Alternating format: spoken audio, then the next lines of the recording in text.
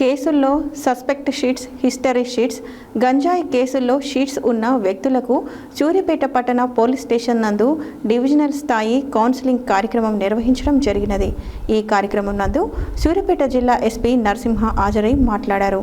గతంలో చేసిన పనుల నుండి పాఠాలు నేర్చుకొని సత్ప్రవర్తన కలిగి ఉండాలని సూచించారు.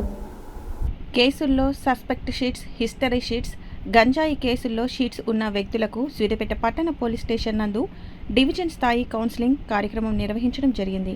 ఈ కార్యక్రమం నందు సూర్యాపేట జిల్లా ఎస్పీ నరసింహ హాజరై మాట్లాడారు. గతంలో చేసిన పనుల నుండి పాఠాలు నేర్చుకొని సత్ప్రవర్తన కలిగి ఉండాలని సూచించారు. సమాజ హితం కోసం, మంచి పనుల కోసం పాటుపడాలని కోరారు. అసాంఘిక చర్యలకు, నేరాలకు పాల్పడుతూ ప్రజా జీవనానికి భంగం కలిగిస్తే రౌడీ షీట్స్, సస్పెక్ట్ షీట్స్ నమోదు చేస్తాము, పీడీ యాక్ట్ పెట్టి జైళ్లకు పంపిస్తాం అని హెచ్చరించారు. ప్రతి నెల కౌన్సిలింగ్ కార్యక్రమాలు నిర్వహిస్తామని, అందరిపై పోలీస్ నిఘా ఉన్నది, ప్రస్తుత జీవన శైలి ఎలాంటి పనులు చేస్తున్నారు అని గమనిస్తున్నాము అన్నారు. మంచి ప్రవర్తన కలిగి ఉంటే ఎలాంటి ఫైరవీలు లేకుండా క్షుణ్ణంగా పరిశీలన చేసి చట్ట ప్రకారం షీట్స్ ఎత్తివేస్తామని అన్నారు.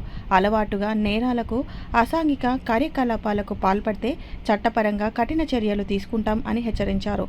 కేసుల్లో పోలీస్ దర్యాప్తుల్లో వేగం, నాణ్యత పెరిగినది, పక్కా ఆధారాలతో కోర్టుకు పంపిస్తాం అన్నారు.